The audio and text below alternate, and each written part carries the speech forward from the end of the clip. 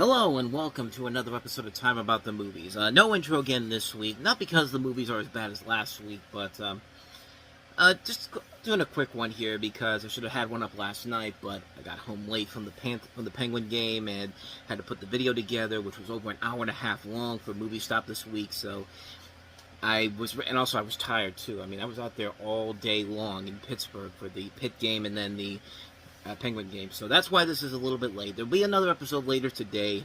Actually, to be honest, I'm just coming out of bed. This is the shirt I was wearing when I was sleeping last night, but like I said, there'll be another episode later on in the afternoon, so stay tuned for that. But let's get through this really quickly, because we can get through these pretty quickly. We only have one new release and then a re-release of a classic movie, and we'll start off with the big new release for April 6, 2012. I should have told you what the date was, but first off, American Reunion. Over a decade has passed, and the gang returns to East Great Falls, Michigan for the weekend. They will discover how their lives have developed as they gather for their high school reunion. How has life treated Michelle, Jim, Heather, Oz, Kevin, Vicky, Finch, Stifler, and Stifler's mom? In the summer of 1999, it was 4 boys on a quest to lose their virginity, and now they're all grown up and now have families of their own.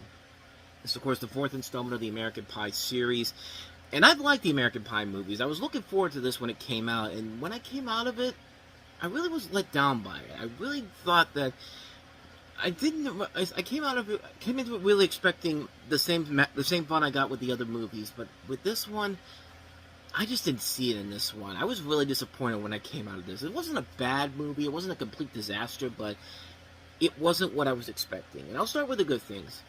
For one thing, the cast is great.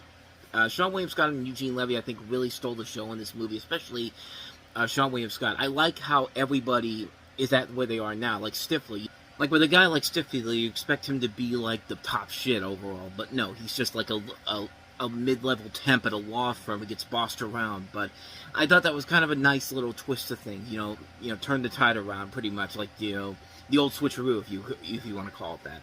I also thought some of the gross-out jokes actually worked out to the film's advantage. I like the fact that you see in the trailer there that even though Michelle is still a mother, she still can't get past her urges and all that in the shower, like I thought in the bath. Like, I think that's really, really funny. The bad stuff starts to come in when they throw in subplots that I really didn't like. Like, I didn't like the whole thing about the babysitter wanted to sleep with Jim, because it's something that just keeps going on, and there's no need for it whatsoever. And the worst part about it is, it's something that could have been wrapped up in 30 seconds. Jim could have just said, I'm married, I have kids, I can't do this. Because, yeah, he's married, he's got kids. Excuse me.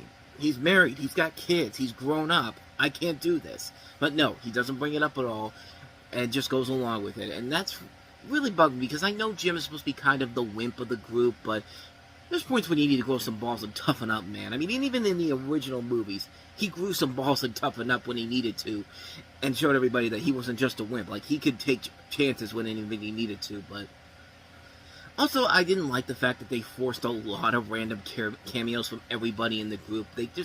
They're inserted into the movie for no real reason whatsoever. Like, Shannon Elizabeth returns as Nadia in this movie, and she's literally just there for like 10 seconds, and it's just kind of like it's that type of thing where, like, they'll show up randomly, and just like, oh, here's these characters, oh, here's that character.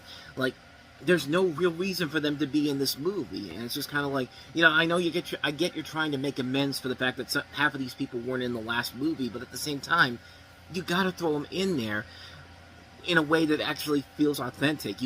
You're able to come up with main stories for the main characters, but you could have come up with other stories for the rest of the characters too. You can't just throw them in there and just be like, oh, hey, I'm here, bye, I'm gone now. And like I said, as much as I love the gross-out jokes here, I have to say, compared to what we've seen in Judd Apatow comedies up to this point, the raunchy humor in this can be really lousy. I mean, it might have worked before the Apatow films, but these movies managed to be both raunchy and funny, the original films did. It's been almost 10 years since the last American Pie movie, and this is the best you could do with it. You would think they would have stepped up their game a little bit here, but it's kind of the same type of raunchy humor from the first 3 movies. Probably my biggest squabble of the whole movie overall is the fact that it's written and directed by John Hurwitz and Hayden Schlossberg, who are not bad writers or directors overall, but these are the guys that wrote the Harold and Kumar movies at the helm of this and wrote the film.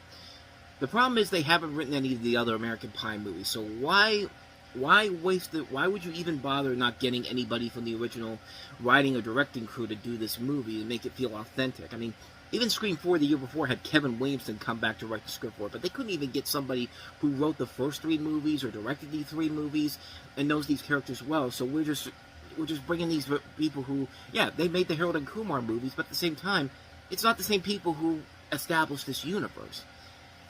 That's basically my problem with the movie, is that it's a disappointment because it doesn't feel like it's made by the same people who gave the original American Pie movies the love that they had. But like I said, it's not a complete disaster. Sometimes it'll get a good funny moment here and there, and it's good to see these characters back, but I don't know what's going on with me today, but they could have given us something a whole lot better, considering how R-rated comedies have evolved since the last American Pie movie. And I really felt like they missed the mark on this one here. A disappointment to say the least. It's the one I watched the least. And, yeah, it deserves a lot better. Like, there should have been a much more effort put into this compared to the other movies. This one just didn't do the trick for me, So anyway, that's American Reunion. So let's go ahead and move on to the last movie we have here. A classic movie, which we can really briefly touch on this one here. Titanic is back in theaters in 3D. Titanic in real 3D and IMAX 3D, rated PG-13. Because Paramount saw what Disney was doing with their 3D releases and said, hey, we can do this too. And we have it out here.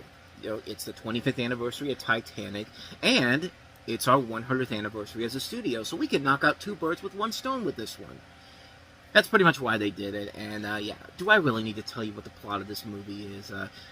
In short, you know, we flash back to when the Titanic sailed, and we're following two different people of 2 different backgrounds. Leonardo DiCaprio, who's a street merchant, who's a street peasant, played by Leonardo DiCaprio. I just said that already. And he falls in love with a woman of richer values, played by Kate Winslet. And you know, their backgrounds keep them separated, but they can't get away from each other. They fall in love throughout the course of the movie, and their love takes to a whole nother level while the Titanic is sinking after hitting an iceberg. And of course, you know, I've touched on this movie before in the past, and really, there's not much more I could add to it per se, except the fact that it was released in 3D, and in a way, it probably would have benefited the movie to see it in 3D, because I think this would have looked pretty cool on a big screen in 3D with the technology that we've had that's been radically different since the original release of the film back in 1997, because not only do you get it in 3D, but you can also see it in IMAX too. This thing probably looks gorgeous in IMAX overall. Like I said before with the movie, I like it. I don't hate it per se, but it's a movie where, you know, as a kid growing up, I said it before, when I saw this in theaters for the first time, my first thought was, you know, okay, this romantic story is good, okay and all, but come on, get to the ship getting destroyed. And when the ship gets destroyed, that still holds up after all these years. As an adult, I've grown to appreciate more of the adults, at least the romantic subplot of it, which is done very well compared to something like Pearl Harbor, which tried to do the same thing, but it failed miserably.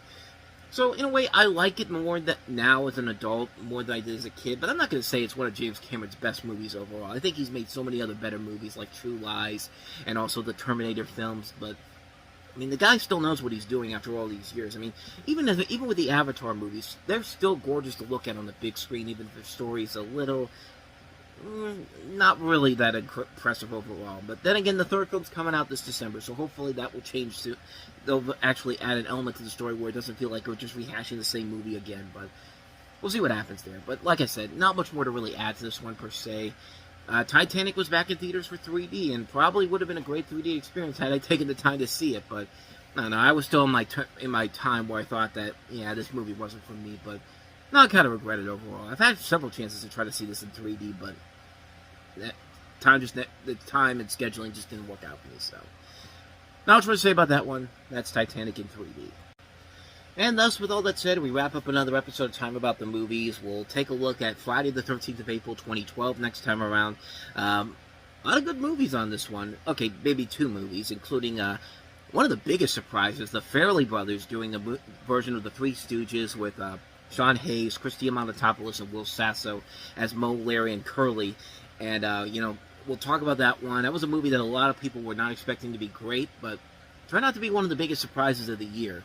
We'll take a look at that. We'll take a look at the new film from Joss Whedon, who wrote the script for this, not directed it, but he'll have a bigger he'll have a film coming out as a director coming in the next couple of weeks. But The Cabin in the Woods, we'll take a look at that one.